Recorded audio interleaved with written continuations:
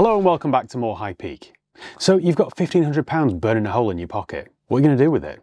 You could go to the Apple store and buy a brand new iPhone, or instead you could do what I did. You could instead use that £1,500 to get yourself a set of wheels. And not just any set of wheels, something properly luxurious. Now I know that might sound ridiculous, but thanks to the UK's used car market, there are some real bargains out there. The cars featured in today's High Peak Marathon video once cost 40, 50, in some cases £60,000 when they were new. And now you can pick them up for the same price as a new iPhone 16? What are we on? 16? Yeah, 16. So in this video I'm going to take you through 4 luxury cars that I bought for £1,500 or less. Now some were amazing buys, others less so. Let's get into it then. Number 1 on the list is an Audi A6 Le Mans. Alright guys, how's it going? Welcome back. Well, today I bought something quite interesting. What I've agreed to buy is a 2010 Audi A6 Le Mans. Now the Le Mans, excuse the poor French accent by the way, Le Mans. The Le Mans came with different wheels, a different interior. They were quite a good looking car, and back in the day these were very desirable. Sorry, let me just turn off my speed warning system. I've paid just £1,500 for this car, so it does sound very cheap, but I haven't actually seen it yet. It is always worrying. I know a few things about it though. Engine wise, it has the 2.7 litre turbo diesel. I know it's automatic, and I know it's grey. Now I think the grey in this was called Daytona Grey, and it's quite a nice colour. I could be wrong, but I've had a few A7s and A8s in Daytona Grey. And that is quite a strong colour. I quite like that. Oh, and it's done 164,000 miles, I think. But that's all I know. I bought this from a car trader friend of mine. I think it was a main dealer parts exchange. And he called me up with all the details, and I was expecting him to say it's 2.5 grand, or it's 2,800 quid, or it's 3 grand. I was expecting that kind of figure, because I thought this was a £4,000 to £5,000 car retail. So when he told me the price was only £1,500, I thought, that sounds suspiciously cheap. I just hope it's not too good to be true. You know the old phrase, don't you? When something's too good to be true, it usually is. So shall we go and see it then? It might indeed end up being too good to be true, but I suppose there's only one way to find out, isn't there? Right, I shall see you there. Right, the Audi A6 then has been dropped off to me in this car park. Ah, I can see it. That's a good colour, you know. It has got the nicer wheels. They're a bit rough looking though. Needs a fresh set of number plates. Typical of Audi of this era, the rear lights have gone all kind of hazy. They will buff back though, so I'll have to get that done. It's come from Warrington Audi. Somebody, I think at some point, has replaced that 2.7 TDI badge because it doesn't look quite right. It's got a little bit of paint on the rear door, but it looks all right though, you know. That is so much car for £1,500. I'll tell you that for nothing. Twin exhausts. That's quite nice, isn't it? Right, as always then, let's learn a little bit more about it. Let's do a vehicle history check then using Car Vertical. So this is really easy to use. All you do is go to carvertical.com, type in the reg or the VIN. In this case we know it is Mike Alpha 10, X-Ray, Tango, Zulu, and then check vehicle. And what this does is it checks database in 35 different countries, and it'll tell us if it's ever been stolen, written off, had a mileage rollback, or has outstanding finance on it. It's a really thorough check that. In addition to that, it tells you the ownership changes, the MOT history, all that sort of stuff. It's certainly the most thorough check I've ever used, and it isn't that expensive. And it's cheaper still if you use my promo code. So if you use my promo code HIGHPEAK, that's HIGHPEAK all one word, you'll save yourself 20% off each and every check that you do. Or alternatively, click the link below in the video description. This is just finishing up now, it won't take much longer. Right, and the report's ready. So, view report, it's never been clocked, there's no outstanding finance, there's no recorded accident damage, it's never been stolen, that's good. Right, so let's go down to the mileage then. So, the mileage is fairly consistent. At its last MOT, it done 155,000 miles. Let's see what happened then in 2021. I'm guessing there was a typo of some description. So it's a 2010 6-speed automatic. It was first registered in March 10. Like I say, back in March 2010, that was a seriously desirable car. Granted, that was 14 years ago now, but yeah, anyway. Now its last MOT was in November 23, and it failed on various things. Brake disc worn, tyre worn, subframe corroded, all that sort of stuff. Then it passed without a single advisory item, which is great news. It also had a reg plate transfer. Right, well that's all good news then, isn't it? Should we park up somewhere? I'm going to give you a quick tour. Right then, let's go and look at this A6. So, first bit of good news, we've got one key, and we've got second key, which is great news. Trying to avoid getting my nice white trainers too dirty. If this had them in the wash. I mean, considering it's 14 years old and done 160,000 miles, it is very tidy. We've got some little marks down here, some little scratches, but I'm not too concerned about those. The wheels are crying out for a refurb. They're a mess, and they'll look really nice. If I get those powder coated again back to factory fresh at Prestige wheels, they will look really good. The rear brake discs look okay.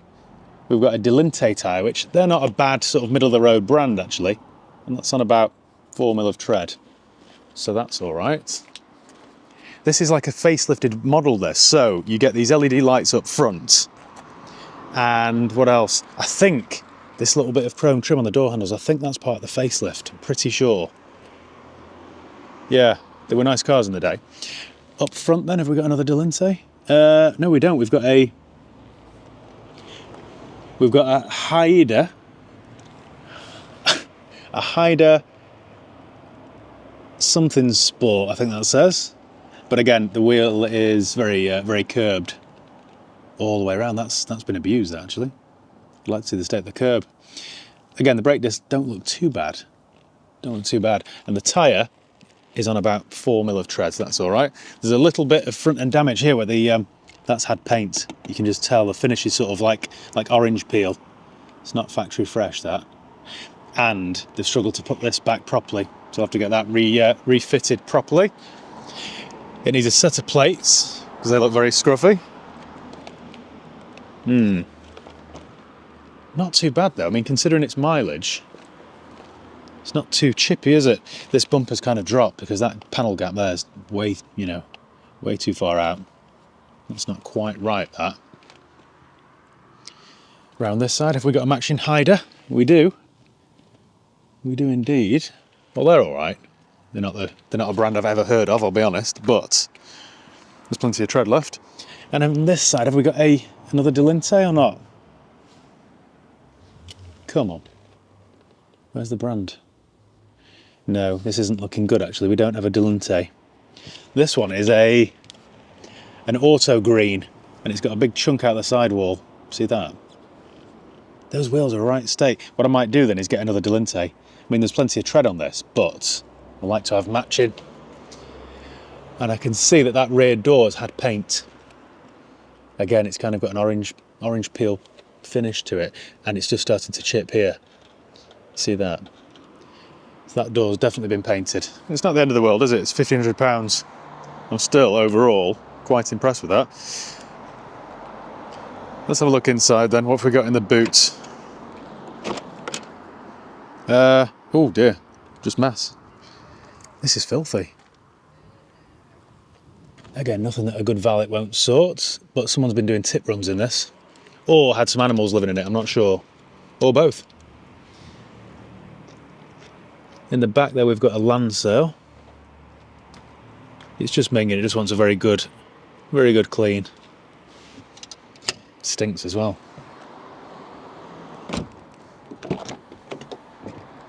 We've got a nice black leather interior. I've just walked straight into a cobweb there. There's bits of food crumbs everywhere and muddy footprints and stuff, but nothing that a good clean can't sort out. This is all alright really. Oh, look at that. Pop out cup holders. First aid kit. I never knew the German word for first aid kit was Verbantasch. Yeah, anyway, learn something new every day, don't you? We've got what looks like some paperwork here. No, instruction manual for a Audi DVD player. Okay. Up front, more of the same really. There's not an awful lot of wear on the driver's seat, that's all right, no rips or anything. It's just filthy. I just don't think this has been cleaned for probably 5 years. Lots of dead skin on the controls, which is always gross, isn't it? But yeah, it's quite a good spec though. I mean, well, it's got heated seats and leather. That's what I mean by that. It's done 164,000 miles. What I will do though is get this gearbox service because they're not great gearboxes, these. I think it's that Multitronic box, I think, which I think is like a CVT. How many warning lights? Local car, because someone's been listening to Tameside. How many warning lights we're going to have on? Service due, with an exclamation mark. Typical Germanic fashion. Ooh, slight timing chain rattle there on startup for a couple of seconds. Either that or a little bit of a top end rattle until the oil gets all the way to the top. Down here then we've got lots of hairs, dog hairs and pet hairs and whatnot. We've got some touch up here. I was hoping that that would say the name of the colour just to prove myself right, but I'm pretty sure it's Daytona. Pretty sure it's Daytona. Never been smoked in, or at least I've never used a cigarette lighter. Locking wheel nut, that's all good. So, sat nav then. Go on the map, that all works fine. That's very good. Down here we've got more filth. Now, we've got a CD changer. European maps there. What have they been listening to? Let's have a look, shall we? Radio. We want media. This was always quite confusing to operate. Right, source, hang on, source. CD changer empty, that's a pity. I was hoping to see what they were listening to. Now, an Audi of this era will have an online digital service record, so I'm not expecting a book. But let's have a look anyway, shall we? Yeah, no. So we've got the previous MOT there, we've got... okay, right. Remove offside front headlight to replace xenon bulb and ballast, and then retest. That was 60 quid for a new bulb. An MOT bill here. It's also had a crankshaft pulley and an alternator belt. 800 quid. Oh, it gets worse.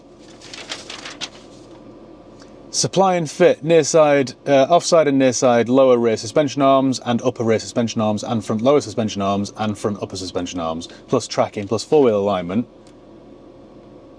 £1,435. That was in November 22. So I've only paid £65 more for that, for the entire car. Bit of a result, isn't it? We've got another receipt here for a service in July, 2 days after my birthday actually. Oh, that was July 22.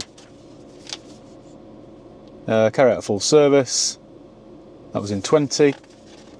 This is the trouble when manufacturers like Audi get rid of a service book. Now you just get loads of papers and handwritten receipts and stuff. Much better with a book that you can just stamp. Anyway, I think then with this car we need to get it on the road. We need to make sure that the gearbox changes. It's got plenty of power and it doesn't go into limp mode. I think that'll be the first thing to do really. So, let's take it out on the road. Before I do that though, let me just check these windows. 1, 2, 3, 4. We're all good. We've got heated seats. My air conditioning is ice cold. I'm going to have to turn it up actually. Fingers are freezing here. This isn't a bad car, you know. I'm quite... Oh! Bit of hot stepper. In addition to that, we've got heated mirrors. Also lights. Cruise control. This is alright. I quite like it. Not sure what I'm going to do with it. If it was an estate, I could keep it for a dog car. Right, let's get this on the road then. Alright then, let's get this show on the road. See about it's a little bit saggy. Right. We've got front and rear parking sensors, that's good. Steering's nice and light. This era of Audi A6 with a lumpy engine did always drive quite well. They were quite a nice car to be in and use. So we've got reverse, that's good. We've still got no warning lights. It isn't Quattro, so I assume it's just a front-wheel drive model. Don't want to take out any cyclists. Or get T-boned by a cash guy. Oh. Yeah, I will get this gearbox serviced straight away. There's a little bit of hesitation there. Or in fairness, that could have just been me. Let's pull in slightly to the left. This could be quite a nice little project for me actually, because it doesn't need that much work. I'll give the engine a full service, I'll give the gearbox a service, refurbish the wheels, replace a tyre I think. Or do I bother? Do I bother on a car like this, done 164 I don't need to put matching Michelins on, do I really? What else can I do? Fresh set of number plates. That's what I'll do. Sorry, excuse my, I was just thinking there. Thinking what I'm going to do with this car. It needs a very good detailed valet. Very good clean. Pull's alright though. That's usually the test. That hill is the test for anything. You try and put your foot down in something. Sometimes, if there's an issue of course, you'll get a warning light or a flashing glow plug light, which indicates a faulty, whatever, DPF, injector, injectors, glow plugs, EGR, all sorts of stuff. But that was fine. Yeah, it's nice and smooth this actually. Very smooth. What am I going to do with it then? I could retail it, but it's a bit risky retailing a 165,000 mile car like this. What I might do, just had a brainwave. Do you remember I did a video recently with an Audi A3 Sportback 2008 OY08 UGL, because I'm like Rain Man and I remember Regis. I did a video with that and I decided to keep it as a bit of a company runaround, something to do with the tip running and all that sort of stuff. Whenever me and a couple of colleagues have got to go out and pick up a car or go to a main dealer and pick up some cars, we just use that. We've been using it now for a few, well, probably a month or so, and it's been all right. But it's manual, occasionally it goes into limp mode, which isn't great, and the air conditioning doesn't work. So, what I might do is sell that, do a very blunt advert with the A3, sell it as it is, and then stick this on the fleet. Because for £1,500, I mean, bear in mind, I might spend another £800 on it. So for 2-3, something like that, I've got quite a respectable looking car to run around in. It isn't going to cost me any more in tax or insurance or anything, because that's all fine. Yeah, I might do that. And then of course that means I've got a nice automatic car to use with heated seats and air conditioning. That's what I'm going to do. Sorry, I quite like it when I have a brainwave like that. That's what I'm going to do. There we go, job done. I do like it when I decide to keep a car, you know. What shall I do first then? I think first things first, I'm going to take this for a quick mini valet. Spend £15 and get them to vacuum it for me and have it looking a little bit better. Then run it to my mechanics, full service, MOT I might do. Although it's got one till November. Maybe leave the MOT, but I'll do a full engine service. Then I'll book it in at the gearbox place, get that serviced. Then I shall take it over to Prestige and get the wheels done. And then I'll give you an update. Because the drive of this thing, all right, I've only done 2 miles in it, but it's been all right. Been fine, actually.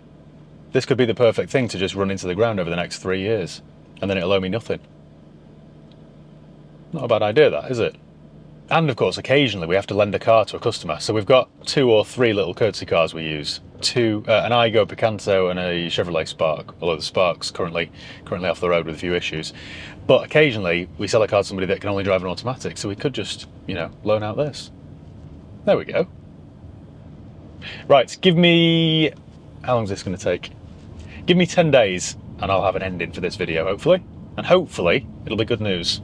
I never like to count my chickens, but I can't see this one costing me a fortune. See you in a bit. And we're back in my very cheap Audi A6 Le Mans. And I've transformed it. It didn't take an awful lot of effort this time. Thinking about it, I think I kind of still have overspent. But it was fairly straightforward. After we last spoke, I took it down to my mechanics for a service and an MOT. It's always at that point, it could go either way. My mechanic could call me and say, Matt, this is a complete lemon, get rid of it. Or, actually, it's all right. And surprisingly, in the case of this high mileage Audi A6, it was the latter. It was all right. For its MOT, it needed some sort of suspension arm replaced, and that was it. I couldn't quite believe it. I'll talk you through exactly what it had and the exact cost in a second. But from there, I picked it up and took it to my automatic gearbox place.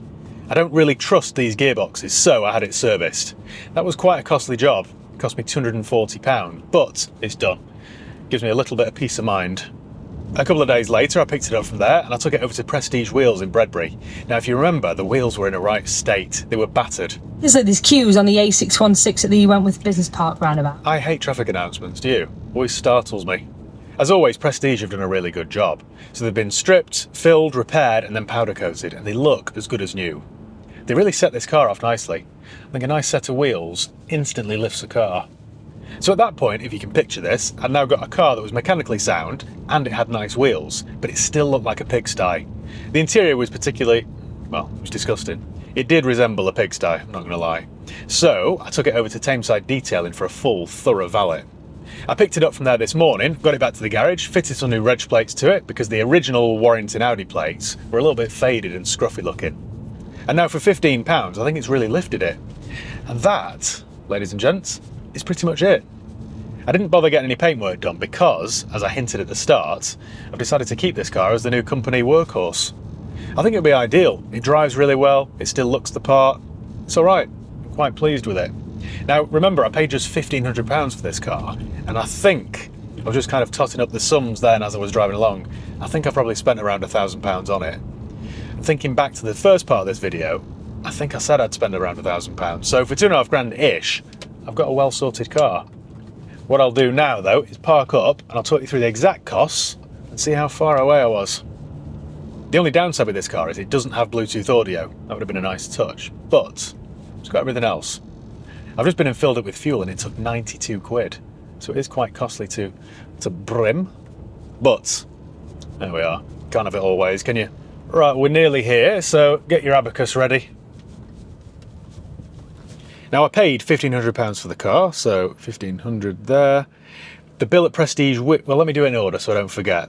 The bill at my mechanics, let me get this up. So it had oil filter, MOT test fee and an offside front suspension arm. That was £85, plus some labour. So my total bill was £322.72. It was £240 to service the gearbox. It was £288 to have the wheels refurbished at Prestige Wheels. That takes my total to £2,350. It was £70 for a full valet, and it was £15 for some reg plates. So, this doesn't happen very often, does it? We're actually under budget. So my grand total for this car is £2,435.72. Now I think if I were to retail this car, I don't know, what's it worth? The paintwork isn't the best in some places, there are a few marks and scratches and stuff, but generally it is quite tidy for a 14-year-old, 164,000 mile car. What would it be worth retail? 3.5 grand? Maybe 3,995? It is an awful lot of car for the money, isn't it? And at 2,435, whatever my total was, I'm quite happy. So if I can sell my Audi A3 for around 1,500, then I've got a much nicer car for only an extra 1,000 quid. Which is pretty good going, isn't it? So I think that's about it.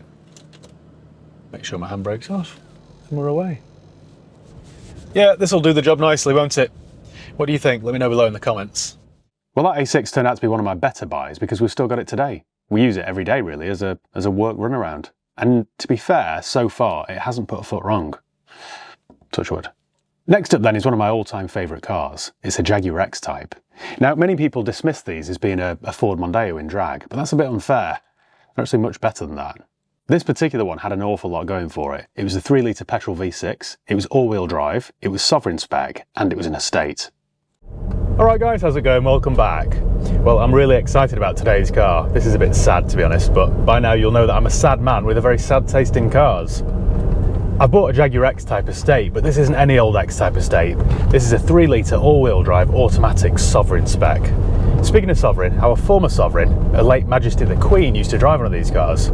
You'd often see her driving it herself around Windsor Great Park. I always thought it looked cool. Anyway, it's the same as that. And I thought if it's good enough for royalty, then it's got to be good enough for me.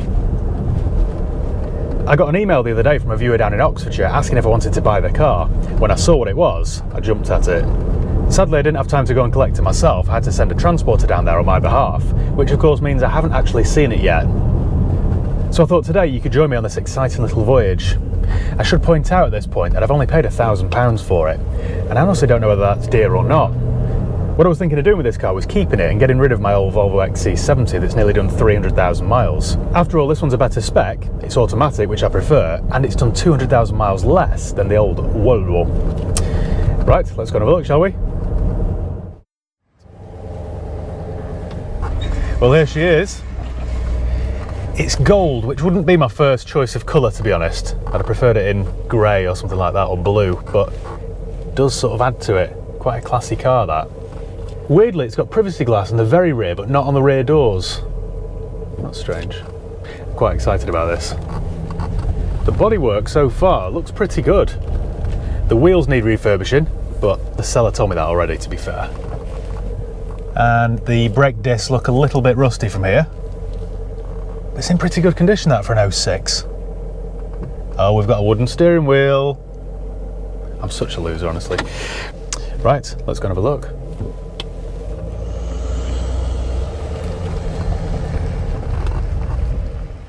Okay then, what have we got here? Nice day for it today as well. So it's gold. It's a bit of an old man colour, isn't it?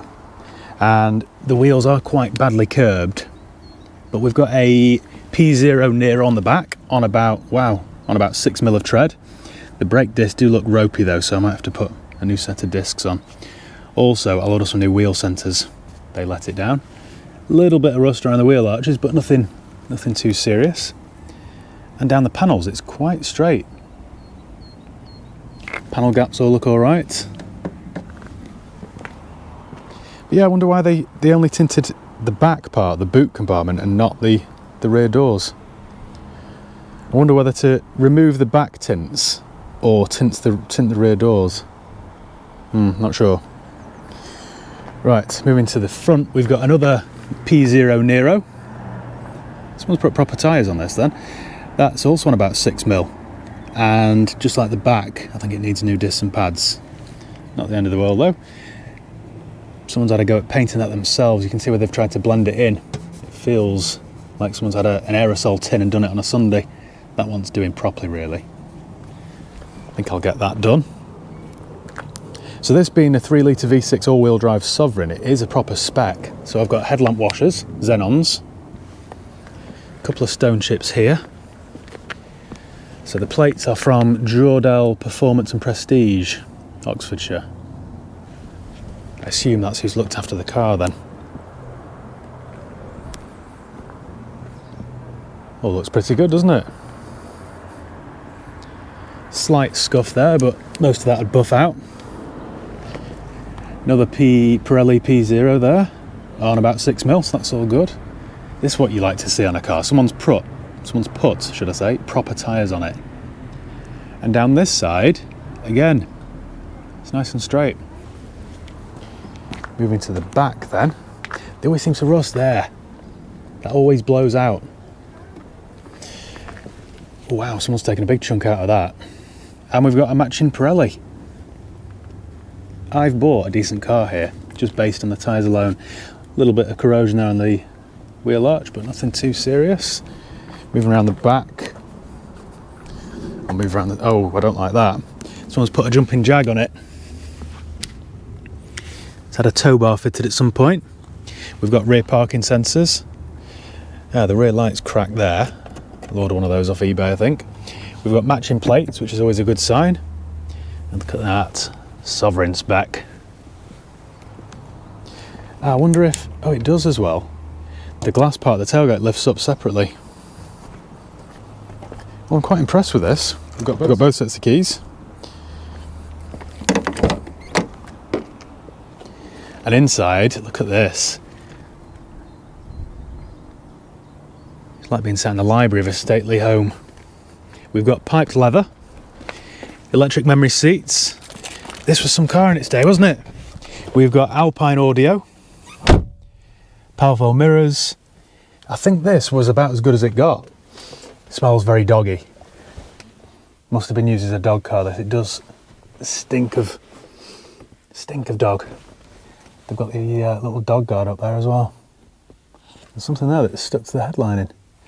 But the headlining isn't sagging, that's all in one piece. We've got an auto dimming rear mirror. This is, oh, heated seats. Oh yes, I'm definitely keeping this.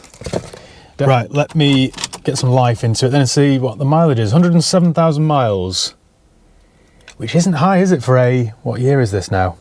17-year-old car. We've got automatic lights. Do all my windows work? 2, 3, 4. Didn't doubt it for a second. This British, Anglo-American engineering. Right, service history then. This is what I like to see straight away. We've got, you can just see that someone's taken some pride in this.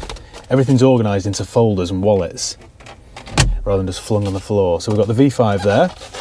We've got, by the looks of it, all the MOTs every year in its own little wallet with receipts. Look at that. So we can see what's been done every year. Just what I like to see. Oh, someone spent some money on this. Right, where's this service book then? We've got the radio code there as well from Jordal. Jordal? Apologies if I'm pronouncing that wrong. Oh, look at this. I've just seen we've run out of space in the service book. That is what you want to see. So it was serviced by Jaguar for the first 7 times. Then it went elsewhere, Gloucestershire. Then it's been to Jordal Limited in Oxford every single year. Look at that. And it's been serviced every 5,000 miles. It's due its next one. Oh no, we're in 2023 now, aren't we? So it was done 5,000 miles ago, but nearly 2 years ago, so I'll get a service done. So as long as the underside isn't rotten, which it could be on one of these, because they do rot on the sills, as long as it isn't too badly rotten, there's plenty of life left in this. This engine's chain driven, and with regular oil changes like that, it should last for years. We've got the nice old J-gate gear selector there. Has it ever been smoked in? Nope, look at that. Apart from the smell of dog then, I've got a very good car here. What was the previous owner listening to? Should we have a look? Radio 4, BBC Oxford, look at this. Billy Ocean, is it? We've got sat-nav too. Disc not installed, I can order one of those I suppose. And yeah, heated seats, look at that. Let's have a look under the bonnet then.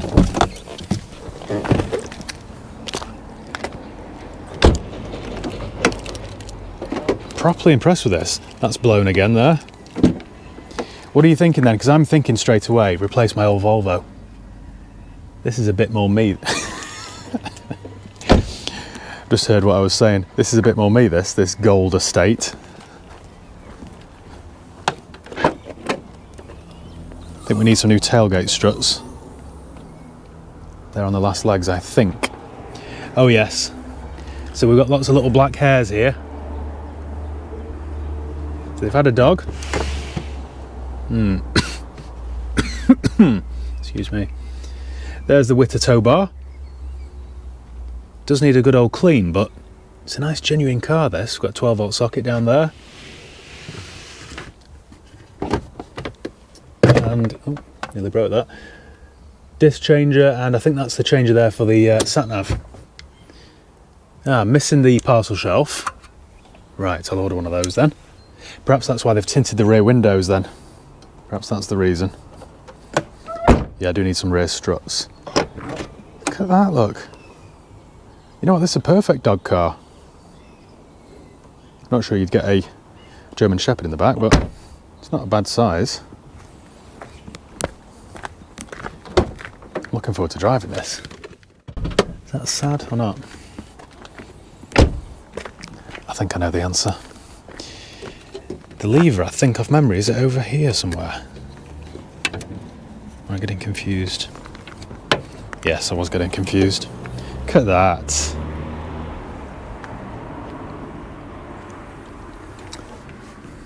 So the coolant's the right colour. The top mounts aren't all rusty. Everything looks dead original. What a car. Even my screen wash is topped up. There you go. Even the screen wash is topped up. I had this engine, well, I've had these engines. Look how clean that oil looks. I've had these engines multiple times in S-types over the years, and they are a really good engine.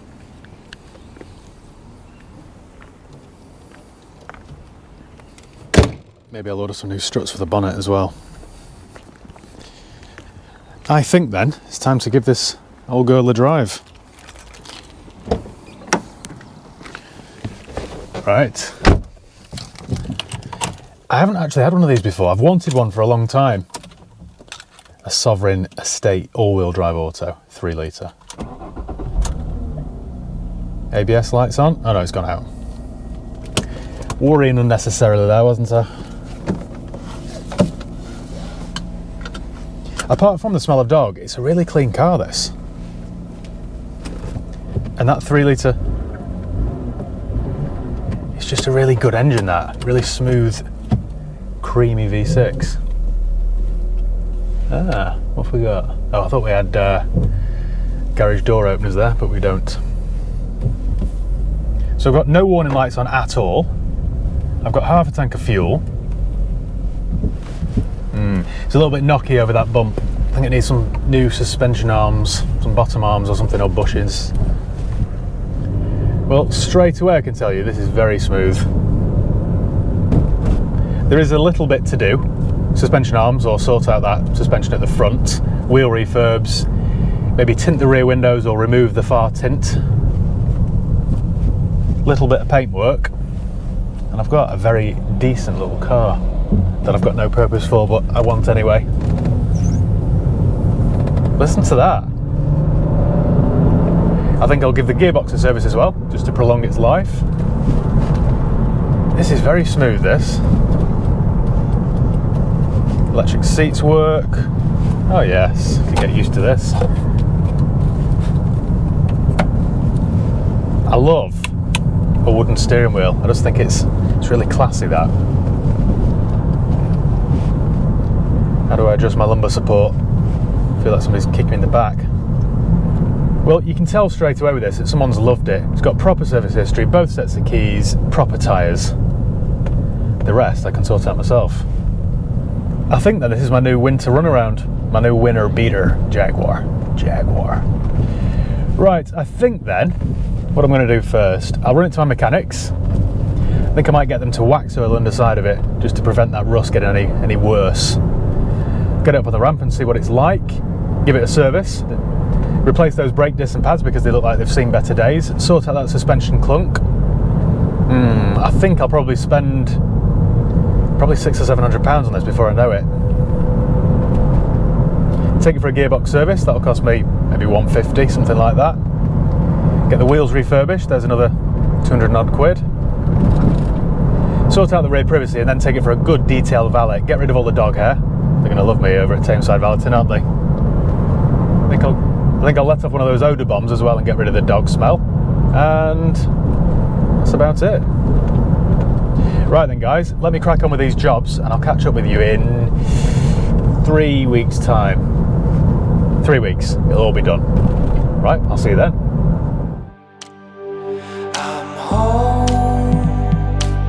The clock is ticking at midnight.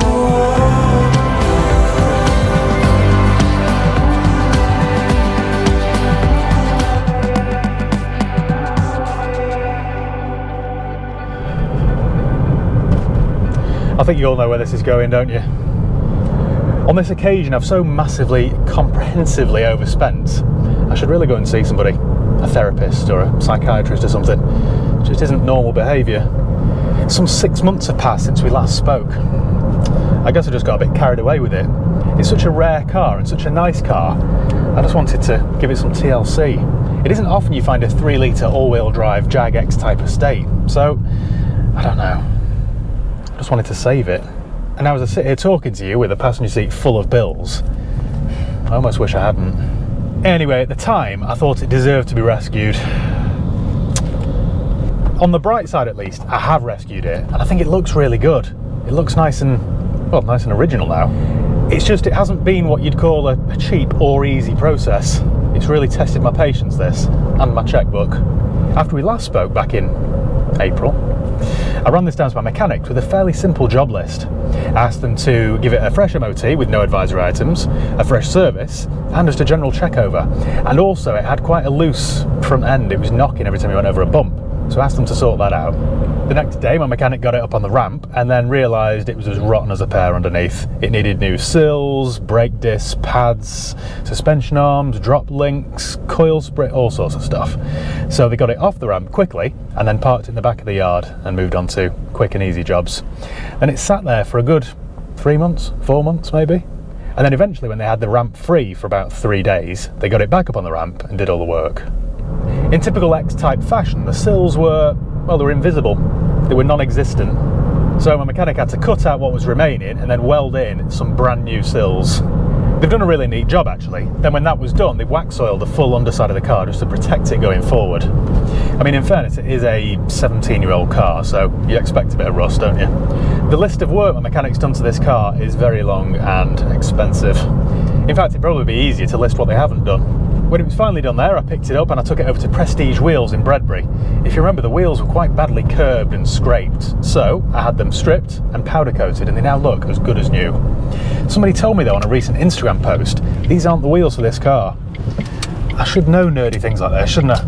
But somebody told me they were off an XF. I don't know whether that's true or not, but they are on the large side. They're 18s, I think. And this car, I think, should have 16s or 17s. Still, I think it looks quite good. What else did I do? Oh, I replaced the boot struts. I replaced the wheel nuts. I bought a new parcel shelf and dog net off eBay. The old one was broken.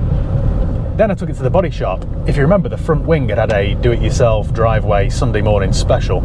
It was quite flat at the finish of a chalkboard, so I had that repainted. And I've got a bit of a regret with that. I should have had them blow it into the door. I didn't, I just got them to do the wing. And now, of course, the door is 17 years old and the wing is fresh paint. So there's a bit of a difference in colour. Then when it was done there, I picked it up and I took it over to the lads at Tameside Valeting. I asked them for a full detail clean, and I also asked them to remove the privacy glass. It had window tints, but just on the back windows. I think it was just to protect the dog, really, they had in the boot. So they stripped those for me, and it now looks really, really honest and original. It just looks so much better without the window tints. Oh, then I got it back to work, fitted some new reg plates, which I did myself. I let off an odour bomb because it still had the whiff of dog. Odour hound it smelt of. And now, well, the smell's neutral. They work really well, those.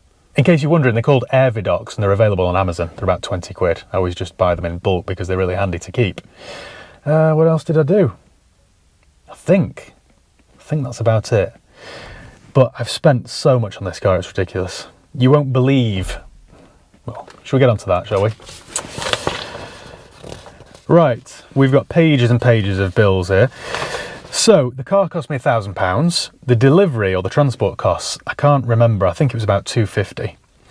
My bill at my mechanic's, right, so remove damaged wheel nuts, new wiper blades, new battery, new oil filter, oil, 2 rear suspension arms, they were quite expensive, £145, 2 front drop links, front D-bushes, that was causing the knockiness on the front end, front brake discs, front brake pads, rear brake discs, rear brake pads, 2 outer sills, coil springs, drop links, coil springs, drop links, Schultz or wax oil, MOT test fee, more coil springs, an offside front top mount.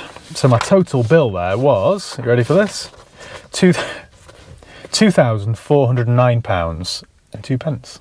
I haven't actually done this job yet, but I have booked it in for a gearbox service. He's that busy at the moment that he couldn't fit me in until next Tuesday, but it is booked in. That's going to cost me £200. So I've factored that in. The valet and the removal of the window tints cost me £120. The wheels at Prestige cost me £288, which I think was a bargain. The parcel shelf cost me £100 delivered. The boot struts were £18.50. The number plates were £15. The paint for the front wing, well, to do the job, that was £250 plus VAT, so £300. So my grand total is £4,700.02. On the bright side, it's a really nice car, this now. I was umming and ahhing whether to keep it or not, and I've decided to sell it because I've got so many cars around me, and I rarely drive the ones I've got. So I've got this on the market for £4,995, which I don't dispute is a little bit dear for an 06 X Type estate, but it has had everything done, as you've just witnessed. So who knows? I think for £5,000 it's an awful lot of car, and it drives beautifully. I love the colour combination, I love the fact that it doesn't have any window tints now, I love the wooden steering wheel, I love the interior, I love the J-gate gearbox. It's just a really pleasant car to drive and be in. So who knows, if I sell this for the asking price, then I will have made a whopping pre-tax profit of £295. Wow. But on the bright side, I keep saying on the bright side, I'm trying to stay optimistic here, I'm trying to keep my glass half full, even though somebody keeps trying to tip it over. On the bright side, I've rescued another Jaguar. And they don't make these cars anymore, do they? You literally can't buy one of these cars today if you wanted to. So I've saved another modern classic. Give myself a pat on the back, shall I? In the end, I sold that car for about £5,000, but I genuinely wish I'd kept it. I will buy another one of these days. Maybe in like a British Racing Green or a nice dark grey. Anyway, third on the list, another one of my favourites, a Mercedes CL500. Alright guys, how's it going? Welcome back. Well, I'm currently sat at my desk in the office and I've just had delivered a very interesting car. It's a 2002 Mercedes CL500 that I bought for just £1,500. Let me tell you how this all came about. I got a message on Instagram about 2 weeks ago from a guy named Chris, and he bought this CL500 about 6 months ago from a CL Owners Club on Facebook. He bought this from a guy down in Southampton and it had a good number of issues with it. So Chris was hoping that he could fix it up himself and, you know, turn it into a bit of a project car. They're such beautiful cars, these. And Chris, like me, was a child of the 90s. So this is just one of those cars that you'd always see in American movies. For example, Stifler's mum drove one. There you go. Bit of CL trivia for you there. I know what you're all thinking, so you don't even need to say it. I need another project car like the BBC needs another Scandal. I've got project cars coming out of my ears at the moment, so the very last thing I need is another costly project. But anyway, at £1,500, I couldn't really say no. I really don't want to do this, but absolutely worst case scenario, if I've got to sell this for parts, I'm pretty sure it's worth 1,500 quid. So I think my money's safe. Famous last words. So I thought today I'll give you a quick tour of it, show you everything that's wrong with it, and then hopefully by the end of this video I'll have it all sorted and back on the road. When you see it, you'll realise that's quite a tall order. Let's go and have a look, shall we? I should have probably warned you really, it's a nice day today, so I've got my legs out. Got my car clean this morning as well. Look at this weather. That was me thinking summer was over. I thought hurricane season was over. Such a good looking car, this CL. Here you go, feast your eyes on this. It's got a burr walnut trim with a wooden steering wheel. Now, where should we start? Because there are quite a few bad bits. The wheels are tiny and a bit scuffed. The tyres are okay though. Typical of a Merc of this era, which I just think is totally unacceptable, is corrosion. There are rust spots everywhere and on the bottom of the door. That's another common area for them to go. Got some lacquer peel there, rust. Broken indicator there. They're not too expensive, in fairness.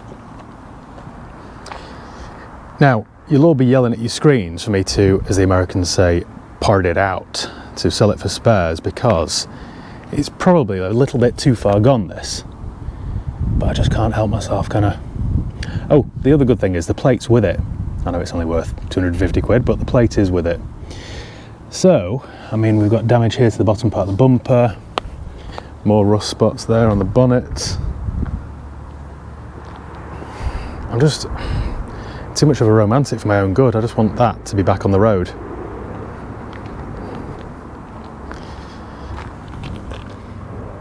Again, that tyre's alright. Looks like a part one because there's a mark on it. This is kind of, this sums up a car like this, doesn't it? Now it's not worth an awful lot. Someone's putting part worn tyres on a CL500. Got more rust around this wheel arch, and someone's had a go at painting that themselves. See all the lines in it. That brake disc looks a little bit grim, doesn't it? More corrosion up here. Around the back, we've got some gaffer tape. Now this central brake light is broken, so rather than let water in, Chris has just covered it with duct tape. So I need to try and find a new one of those. I just really want to save it. I don't know, what do you think? In fact, don't tell me. Don't tell me what you think. I'd rather not know. So they're the bad bits that you know about. In addition to that, I've only got one key, not a shred of service history, and it's had 12 owners. Then again, it does have a sunroof, so, you know.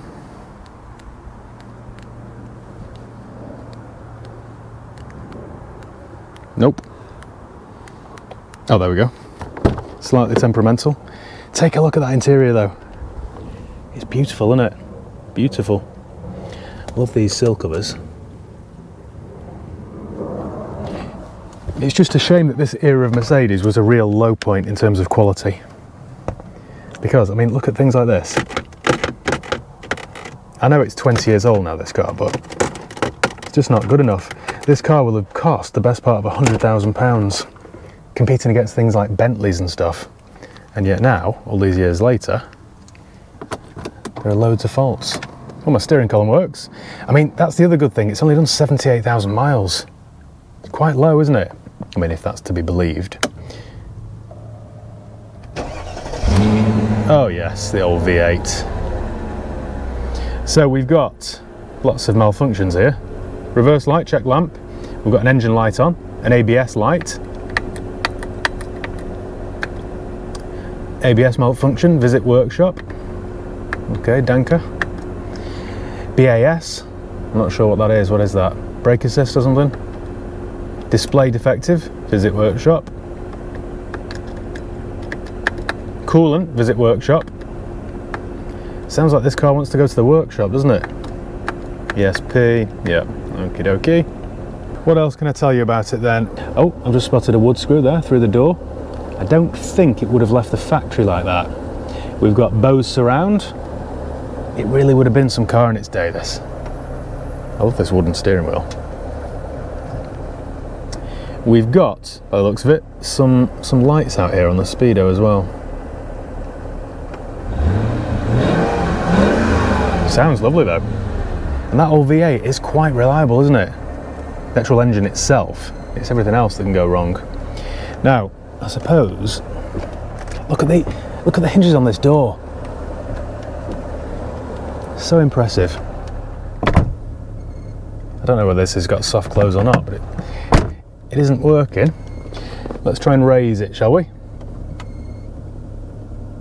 Are we going up? Are we going up? Oh, we have liftoff. Well, that seems to work. Oh, there we go. It is creaking like the final moments of the Titanic.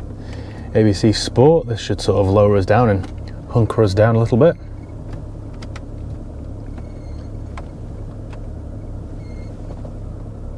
They're not working. Sunroof. It works, kind of. What a beautiful day. Ah, very good. Right, so some things work. My air conditioning, let's try this. That works as well, actually. My radio? Nope, not so much. We've got a, is that locking wheel nut and a cigarette lighter? You have to have the hands of a child to use this. No, I think we'll leave that in there. Now in here, look at the quality of this. It's really poor, isn't it? Now Chris was quite upfront about all this car's faults. So, look at the double glazed windows. So, my driver's side rear window doesn't work. There are some issues with this. Oh, it's working now. It wasn't working a minute ago. There could be a dodgy wire or something behind all this. What do they call it? Is it the SAM unit, like the car's ECU? It is very complicated on these. Let's look around it. Have a look in the boot.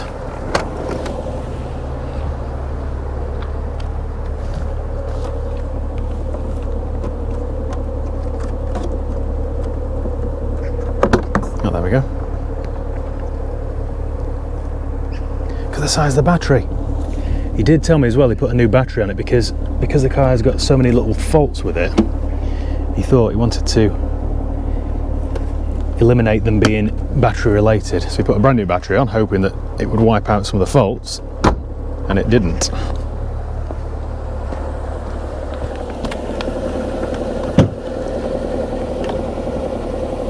Like a piece of licorice there that I found. Don't quite know what that is. Oh, dear. No idea.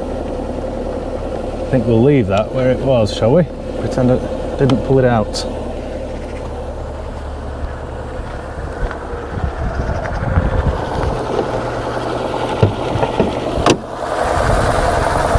Look at that big lump.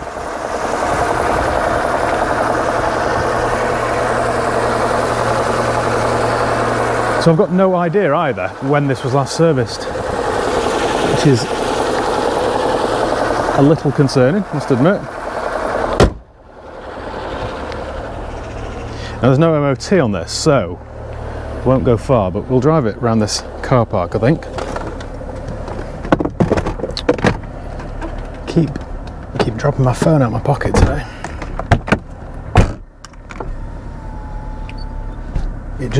It's crying out for some TLC, this thing. It's just like being in my old S-Class, this. And that's what this car basically is, isn't it? It's an S-Class coupe. I do like this interior though. I so hope I can save this car.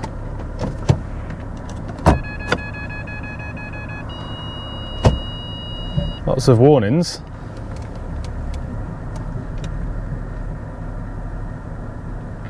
Something on the near side rear there is broken or hanging off. It doesn't sound right at all, does it?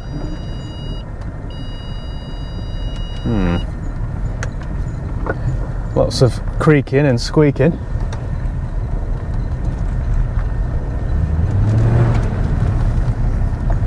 Child, aren't I? I'm a child.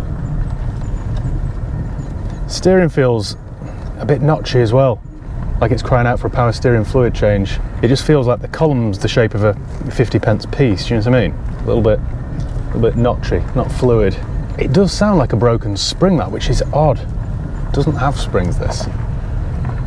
Don't think, anyway.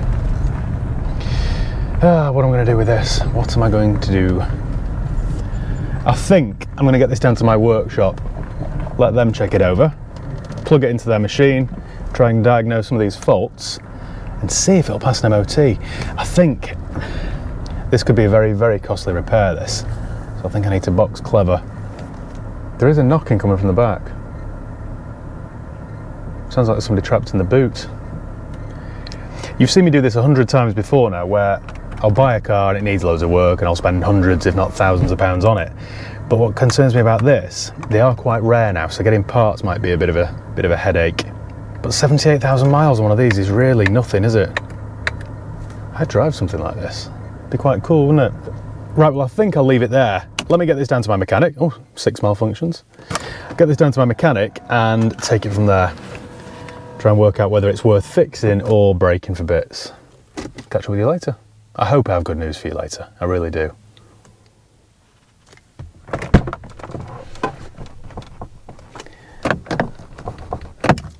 Can't even let me out. See, they were working a second ago and now that whole panel there isn't working. How strange. Yeah. That's not good, is it? Oh, we've only got 3 malfunctions now. Try it again, it might repair itself fully. Well, I've got some news for you on my beautiful Mercedes CL500.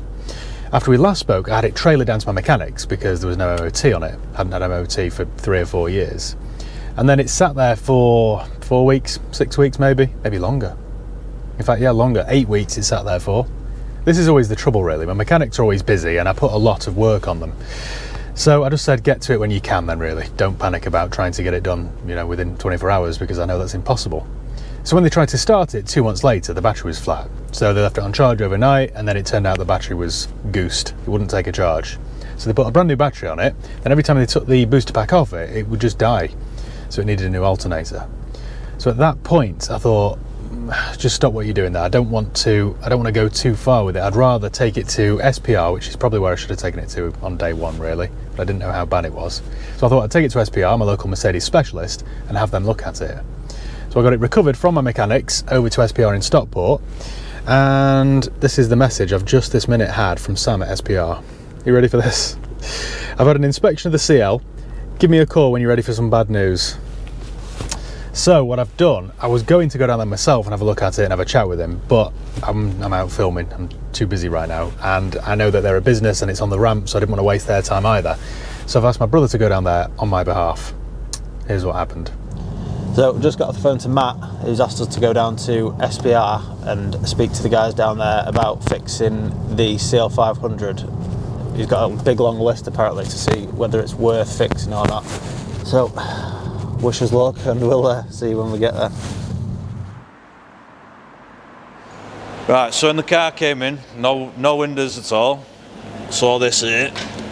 Somebody's done some nice repairing wires to the door. So you need a door loom. It's actually not uncommon that. We used to change loads of them back in the day. Numerous lights on the dash, ABS lights on, ESP lights on, engine management lights on. We've got, the car's not charging, so there's something wrong with the alternator or something. They're not the wheels for the car. What, the wrong alloys or wrong? See how far in it is inside the wheel arch? It just looks a physically too small wheel. So I think they're not the right wheels for the car.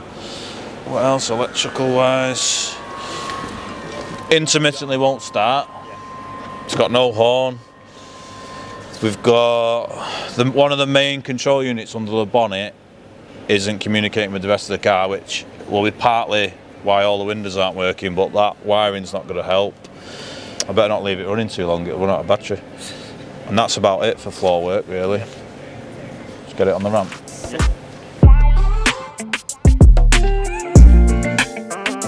Oh yeah, that's smashed as well, isn't it?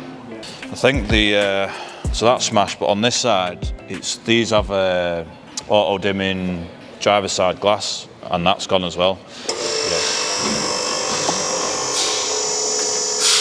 First thing we noticed before we went all the way up is the lift in the wheels. So there's a massive ball joint gone underneath. That's on both sides. On the back, the back brakes are seized.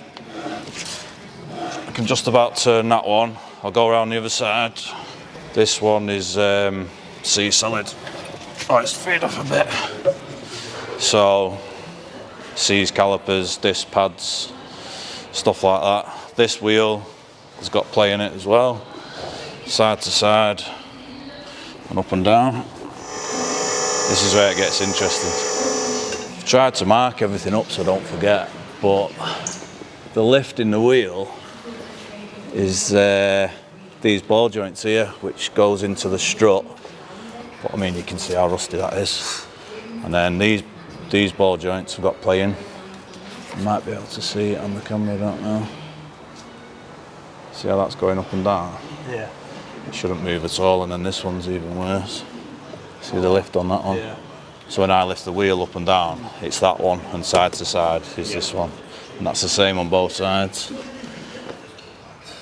But how that's fixed in to that strut, you've got these two little bolts. The chances of them coming out looking at the state of that strut, you're going to end up putting an arm on it and a full strut. This suspension arm's gone. This bush here, so when you're driving along and you're braking, that's just popping out like that. That's the same forwards and backwards on both sides. See that just hanging out. And amazingly, all this isn't on the MOT either. So they shouldn't move at all, should they?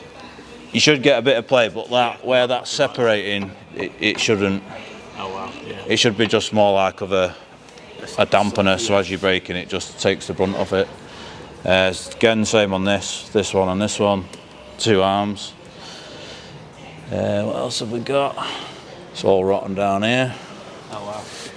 I've not even took this panel off because I think I'm just going to expose a load of holes. So all that's rotten down there. Yeah. We've got this here. This is all rotten in here. I mean, it might still be solid, but it's definitely a lot thinner than it should be. Yeah. Got brake pipes. These rear hoses are all split, so it's cracking there. Yeah. That shouldn't have any cracks in it at all. Just normal stuff. Exhaust bracket snapped off. That should be attached there, both sides. So that's, you can see here. So this main pipe goes to the hydraulic strut, and all that's corroding. It's not leaking, but it's not looking great. And if we follow the lines round on this side, It's all rotten there as well. But they're not leaking. I don't think hydraulic pipes are MOT failure unless it's leaking, unlike brake pipes. Just everywhere you look, I'm just peeling stuff off. So this spring is broken inside the strut, but if you look in there, you can see where it's come through. So that you can't buy a spring for it, you've got to buy a full strut and spring as a complete unit. How much is that? £2,000. If you can't get the front ones out, £2,000, £6,000 in struts without anything else. I don't want to keep looking because I just keep finding more stuff. You can see all the scabs down the door here. Not that that's affecting how it drives, but. And then once you fix it, get it back on the road, you're going to then want all the spec and everything that's extra in the car to work. So then you're going to start spending a fortune on that, aren't you? Yeah, so I've done a quick test, printed out all the stuff. So engine management light wise, we've got... So these are the codes that have... Yeah, we've got an air pump fault, we've got an O2 sensor fault, and we've got an air mass sensor fault. Yeah. And we've got the main electric fan fault. So that sounds expensive straight away, doesn't it? Yeah. We've got a couple of passes, so not too bad, but this engine management light could be a nightmare / expensive. I mean, from afar it looks nice, doesn't it? Yeah. There will be more stuff wrong. Yeah, definitely. Right, sorted. Cheers then, pal. I'll pass these over to Matt then, see what he thinks. Yeah? What do I do with it now then? I knew it was a ropey example, that's why it was only 1,500 quid. I'm fine with that, but I was just hoping that for maybe £1,000 or £1,500 I could get it back on the road, but that now doesn't seem like the case. So what do I do with it? What would you do with it? I don't want to spend £4,000 or £5,000 on it because it'll never be worth that. Then of course there's the cosmetic issues as well, not just mechanical, so what do I do? I suppose I could sell it for parts, transport it back to the garage and do a blunt advert about how it needs to be trailered away and, you know, blah blah blah. I could do that. It's a pity, isn't it though, because with 70,000 miles on the clock, the engine will go for another 200,000 miles easily, but the rest of it sadly won't. So what do I do? What do I do? Well, I think I'm going to have to leave the video there. So let me know what you do in the comments below and I'll have a serious think about it. I need to do something with it. I don't like being beaten. Well, sadly that CL500 didn't have a happy ending. I sold it for £750, so it wasn't one of my most shrewd buys, I must admit. Still, it could have been, well, it could have gone to plan. It could have. You've got to take these risks sometimes, haven't you? And last but not least then is a Land Rover Freelander 2. Now, I really rate these cars. I've had dozens of them over the years, and they're a pretty good car. I always like to think of the Freelander 2 as like a mini L322. And if you're a regular viewer of the channel, you'll know that I love those as well. Alright guys, how's it going? Welcome back. Well, today we're off to go and pick up a Land Rover Freelander that I bought for just £1,500. Sounds really cheap, this. For that sort of money, you'd be expecting this to be an early Mark 1, wouldn't you? Nope, it's a Mark 2. Now, I detest the Mark 1 Freelander, I think it's a rubbish car, hateful. But the Mark 2, on the other hand, I think are very good. They're seriously underrated. Yes, they can be a little bit costly to maintain, it's a Land Rover at the end of the day, nothing's cheap. But they are very good. They're very good off-road, on-road, very practical. They're just a good workhorse. I've bought and sold loads of these over the years and I don't think I've ever bought one as cheap as this. I can't quite believe that I picked this up for just 1,500 quid. Of course that does raise some questions, doesn't it? What sort of state's it in? It's been described to me as having part service history and needing a bit of paint work. I don't know quite what that means. Are we talking a bumper corner or a full side? And part history, does that mean it's just had its first 3 and then nothing? Or is it missing one last year? We'll soon find out, won't we? Right, let's go and have a look, shall we? Right, well we're here, and that, I can't work out why it's so cheap. It's a low spec model because we've got non-colour keyed handles. It's missing a fog lamp cover at the front. It's in Stornoway Grey, which is a good colour. And I've just figured out why it was cheap. We've got some body damage on the front wing and bumper. I can spot a Landsail tyre. Bit of damage to the front. It's got its original Williams plates. The tyre tread looks okay. A couple of dents. That doesn't look like a loved car to me. Looks a bit used and abused. Right, it passed its MOT on the 15th of September last year, and there were no advisory items at all. It's unusual, isn't it? I'm a bit suspicious of that, to be fair. Should we go and have a look? Right, knock this off. For a start, we've got 2 keys, but one's covered in plastic. Like I say, it's just not a loved car, this. I'd have bought a new shell off eBay and then had that fitted. Anyway, we're all different. Well, this is its good side. I've just noticed there's a scuff here. That will buff out actually, it's not deep. Got a little spider living on it. These little marks will buff out. There's a dent there which will pull out, the lads from Dents. We've got a land sale tyre, no expense spared. Slightly ropey rear discs. This, I know we've only looked at 1/4 of it so far, but this is going to cost me a fortune in prep. I just know it. Just doesn't look cared for at all. Right, a couple of little dents there, they'll pop out. We've got a, what quality brand is this? An Expedite Aptani. Never heard of it. Made in China, the very best. October 22, so it is at least fairly new, on about 5mm as well. Nothing to see there really, that's all okay. It's a good colour, stowing away. So we're missing a fog lamps around there. Should have one of those. I'll have to speak to Land Rover and order one of those. That one's painting. That's a bit nasty, isn't it? Hit a bollard or something. God knows what they've done there. We've got a matching Aptani. Not all bad news, is it? Yeah, so we're into a little bit of paint. Down this side we've got some little scratches. They will buff out, to be fair. This needs to go to Jimmy. This is a job for Jimmy, this. We've got matching land sails on the back, on about 3mm. It might need some rear tyres, rear discs. Joys.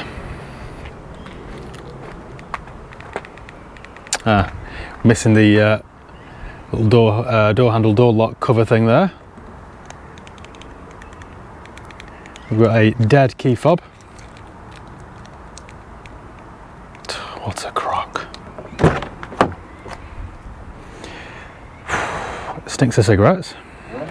I just knew when I saw this car that it hadn't been looked after. We've got mats. At least we've got original mats, I suppose. It stinks of cigarettes. We've got a worn, horrible steering wheel. It's had a chunk out the top. Oh, look at this. Oh, look at that. Headlining. This has been smoked in heavily. I hate smoking. Detest it. Especially in your car. Vile. Right. What does part service history mean then?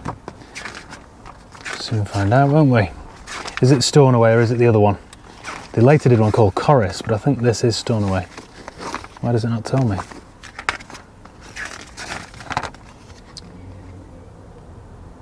Doesn't say.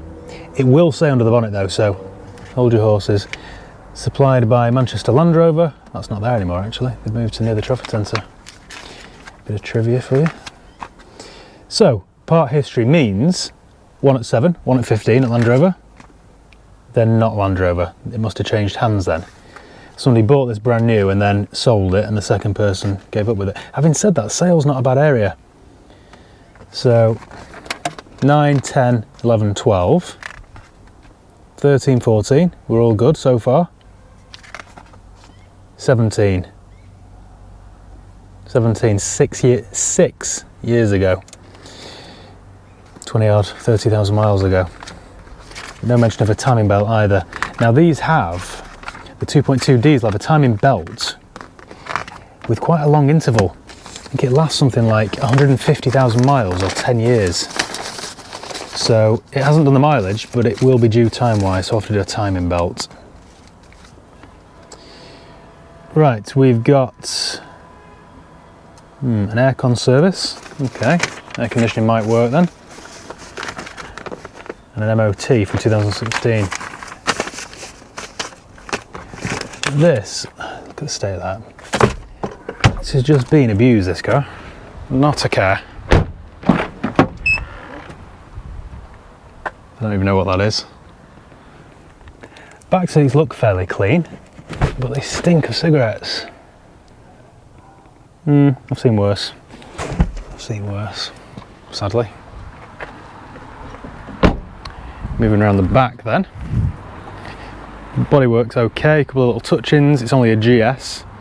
I can keep those plates, I think, because they're nice and original, but replace the rusty screws. Supplied by Dace years ago.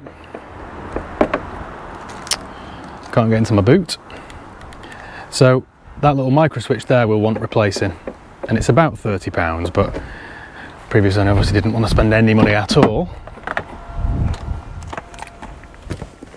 Wow, it's hot in here. Right, so back here then. Not sure what that is. We're missing its parcel shelf. Have we got a full-size spare? Can't see. There's no way of opening that boot either, is there? A parcel shelf one of these will be about 120 quid. More expense. I'm having a right whinge today, aren't I? I just don't understand how people keep cars like this.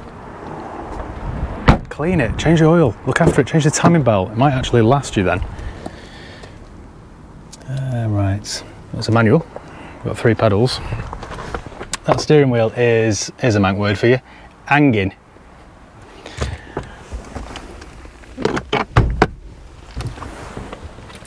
Stinks, stinks. My valeter will not thank me for this at all.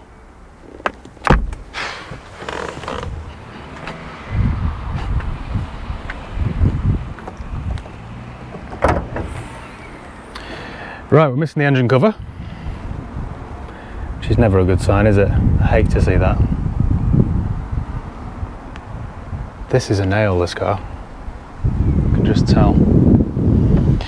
Can it be saved though? Can it be saved?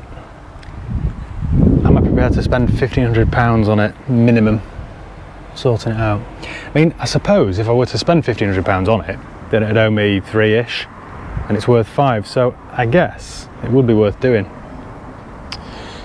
There's no cam belt sticker, that's why I was looking under here, to be honest. Oil. Let's check the oil. See how black it is. I mean, it's diesel, so they're always black, but that is quite black. Lost interest with this, really. Let's drive it then. Oh, hang on a minute. There's normally somewhere here the colour code of the car. Just wanted to prove. Just wanted to see if it was stolen away. Whatever. It doesn't matter, does it? Grey. Right, now ordinarily, these are great news. The Freelander 2, they always sell really well. They're always a little bit prepsome. Right, it's overdue a service, minus 1,290 miles. Who does that? We're on Smooth FM. We've got a quarter tank of diesel and it is done 88429. 88,500 miles. Does my air conditioning work? What do you think? Why can't I see an aircon button? I would say that that is hotter than the sun. It's not working at all. Smooth FM. This has been owned by somebody in the 60s with a smoker's cough. Do my windows work? Probably lost my GoPro then. What about the rears? That one does not. What a turd. It's an absolute turd, this car. No, dead. Dead. So we're into a window. The spend is going to be outrageous on this. Outrageous. The vents are broken there. We've got no sat nav because it's only a GS, but we do have somewhere to keep our sandwiches. No, I'm just being optimistic. It's not really working, that. It stinks.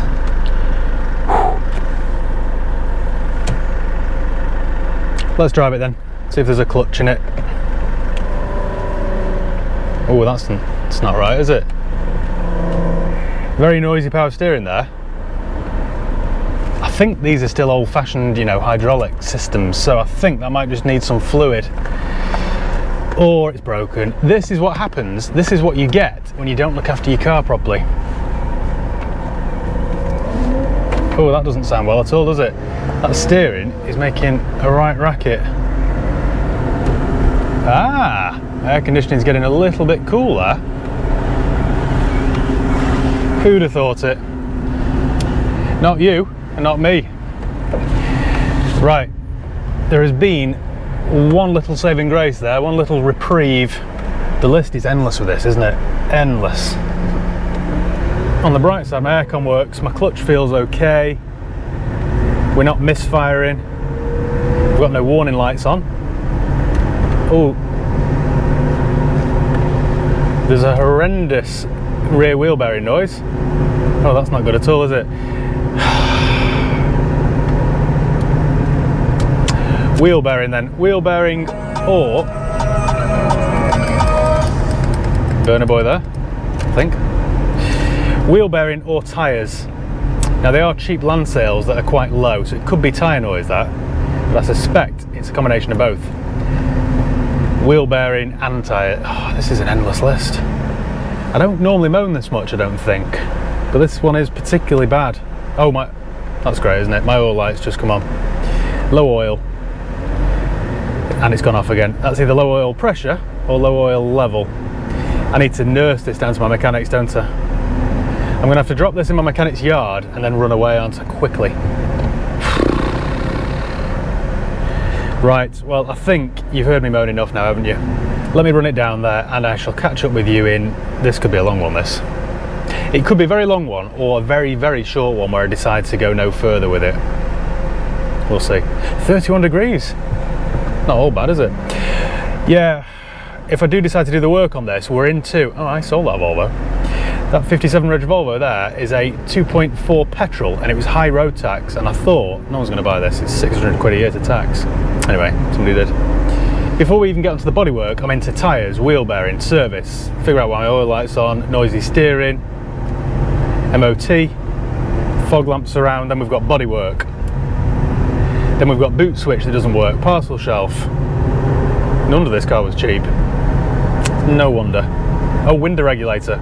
Rear window regulator. Rear window regulator. Right, I've had enough. See you in a bit. And we're back, and I've massively overspent. In fact, massively is a bit of an understatement. I got this one so wrong I can't even begin to explain. You know, whenever I do one of these I bought a cheap ... videos, I always like to try and wrap them up beginning to end in one video. I don't like wasting your time and making you search or wait for part 2 or part 3 or part 12. I just don't like that. I like to wrap it all up in one sitting. Usually the first part of the video is about 16 or 18 minutes long. It's me driving to the car, looking around it, talking about what I'm going to do. Then the final part is usually 2 or 3 minutes long. Here's what I spent, this is what it's up for sale for, hopefully this is my profit, job done. Well, on this occasion, in the case of this old Freelander, I think the second half of this video will be longer than the first. It's going to take me an age to get through what I've had done to this and what I've spent. After we last spoke then, I took it down to my mechanics for a general check over, and I asked them to just check it over, and if it's too far gone, let me know before I spend a penny on it. Then I went away for a few days, and to be honest, I forgot all about it. I've got cars scattered here, there and everywhere. What I asked for then must have got lost in translation, which, fine, these things happen. So when I got back to the UK, I went to go and pick this up, and I got presented with a £1,200 bill. That was my first mistake, and at that point I thought, well, I'm too far into it now, better keep digging. For that £1,200, this has had a fresh service and a clean MOT with no advisory items. It needed front brake discs and pads, rear brake discs and pads, a window regulator, a window motor, a window control module, and weirdly 4 wheel nuts. They must have been missing. If you remember, it had quite a pronounced wheel bearing noise. When I went to pick it up, my mechanic said, well, I've got good news and bad news. It isn't your wheel bearing, that's the good news. The bad news is that it's the rear diff. So I took it over to Tameside Transmissions and they completely rebuilt the rear diff for me. It's the bearings that wear out, so they stripped it all down and replaced the bearings. That was almost £1,000. £750 plus VAT, so £900 in total. I did suspect it could be the rear diff. It is quite a common issue on these. Then I picked it up from there, and the whining power steering pump got louder and louder and louder. So I was originally going to go to the body shop then and get all the paintwork sorted, but I didn't. I made a detour back to my mechanics and asked them to replace the power steering pump. They put a brand new power steering pump on it, drained the old fluid and replaced it with fresh. And now my steering is nice and quiet. Unfortunately, that was another £385. Then I picked it up and took it down to the body shop, and Jimmy has worked his wonders. He painted the near side front wing, which was damaged. He painted the near side bumper corner, which was scuffed. And he buffed and polished the rest of the car and basically made it look as good as possible. When I went to collect it, bear in mind I was in a financial black hole, I was quite pleased at it because I thought finally it was looking like a £5,000 car. My bill there with Jimmy was £295 and he has looked after me with that. In between all that, I did manage to track down some more service history for it, so it does have a bit more history than I initially thought. Sadly though, there was no mention of a new timing belt. Now these are due at 10 years or 150,000 miles, and it's currently, 15 years old. So I ran it back down to my mechanics and had a brand new timing belt and water pump fitted. I also ordered a new fog lamp surround because that was missing, and I ordered one of those little caps that sits beside the door handle because it was missing. So my bill there for the cam belt and all those little bits of parts was £616. Are you keeping track of this spend now? Because I'll be honest, I've lost count. At that point I remembered that the parcel shelf was missing, as was the engine cover. So I went onto eBay, found a new engine cover for £25, which I thought was a bargain, and a new parcel shelf was £70. I'm still waiting for that to arrive, but I'm sure it'll be here any day now. Then I dropped it off for a valet because if you remember, it was disgusting. It stunk of cigarettes and it was just filthy. The headlining in particular was disgusting, vile. It really makes you wonder how some people live, doesn't it? I'd hate to see the inside of the previous owner's house. Minging. The valet cost me £60, which was £60 well spent, but the lads did have a bit of a whinge. They spent hours and hours on it. In fact, they showed me the contents of their wet vac, you know, the bucket full of water that it collects, and it was disgusting. It was like canal water. Anyway, I picked it up from there and it was all nice and clean, but it still had a whiff of cigarettes about it. So I got one of those Airvidox odour bombs from Amazon, parked the car in the showroom overnight and let off one of those bombs. And now, well, it smells of nothing. Doesn't smell of anything at all. So at that point I was very nearly there with it, but there was one job that I still had to do. That was the issue with the remote key fobs. If you remember, it had two key fobs, but neither of them worked. So I did what I always do, got my little new key fob batteries out, sat at my desk, went onto YouTube and typed in how to change the remote key batteries on a Freelander 2 key fob, and I got my little screwdriver out. That isn't a euphemism, by the way. I was watching the videos, I split the keys apart, and then it said, right, you need to get your soldering iron out now, and then do them. So I thought, at that point, this is a little bit above my pay grade. So instead I got in the car and I drove over to Keyfax in Duckingfield, who I always use, and they're always really helpful. I asked them to replace both key fob batteries and reshell them as well. I went to go and pick it up from them this morning, and that's when they told me that one of those keys that I had, one of the two key fobs I had, wasn't even for this car. This is just the car that keeps on giving, isn't it? What it's giving me actually is a headache and a high credit card bill. Anyway, so I've now got one fully functioning key fob. What I might do now actually is head back over there and get them to cut me a second one so I've got a spare. I'm so far into this car now, I may as well go the whole hog, hadn't I? You're probably curious now as to what my grand total is. How much in total have I spent on this old nail? Do you want to find out?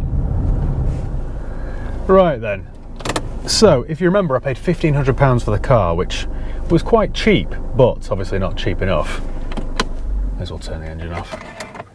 There's my new key fob, by the way. Looks good, doesn't it? So, my total bill on my mechanics, bear in mind I went there on 3 separate occasions, my total bill was £2,206.39. The diff rebuild was £900, the paint was £295, the eBay bits came to £95, the odour bomb was £20, I put £40 of premium fuel in it, the valet cost me £60, the keys £125 for a spare, which I haven't paid yet but I'm going to, and £50 for a new key shell plus the batteries. So this car now owes me a whopping, you ready for this? £5,291.39. 5291. I've currently got this advertised on Auto Trader for 5495, which handily Auto Trader have informed the whole wide world is £500 too much. I'm really pleased that I pay them 60 grand a year for the services. Otherwise I'd be quite dissatisfied now. Joking apart, it really isn't helpful, that, is it? It doesn't take into account the condition, the fact it's had a new timing belt, none of that sort of stuff. It just tells everybody out there that this is £500 too much. Thanks very much, Auto Trader. Anyway, if it sells for £5.5 grand, then I will make a profit of £211. Wow. Wow. Here's a piece of advice for you if you're thinking about starting buying and selling cars. It's far better to pay a premium and get a nice car with proper history, rather than instead just looking for a cheap one, because they're never cheap enough. They really aren't. I'd have had to have this car for free, really, to try and make £1,700 profit. So don't be worried about paying too much for a nice car. You know, rather than pay £1,500 for this car, I'd have much rather paid £3.5 grand for a nice one with proper history that had a cam belt done that didn't need any paint work. Anyway, let's hope this video gets 1 million views so I can try and recoup some costs. If, by the way, you are interested in getting into the used car business, then check out my online course. I've created an online platform with nearly 100 videos which explain every single aspect of the used motor trade. From funding to branding to preparing cars for sale, it's all there, so do check it out. And it's free for the first 30 days and only £27 a month thereafter, and you can cancel at any time. Well, although I did massively overspend on that Freelander 2, I think I got my money back. Off the top of my head, I think I sold it for about £5.5 grand. And we kept another Freelander 2 on the road, so all in all, it wasn't a completely wasted exercise. That's what I tell myself anyway. Oh, by the way, a quick update on the course that I just mentioned. It's still running, it's still in operation. I'm currently working on it, I'm trying to upgrade it and make it a bit more relevant. So stay tuned, we'll have an update for you very soon. Well, thank you once again for watching. Make sure you give the video a thumbs up if you enjoyed it. Make sure you subscribe if you haven't done already. You can follow me on Facebook, Instagram, Twitter and TikTok. I'll leave the links below. And yeah, cheers guys. See you next time.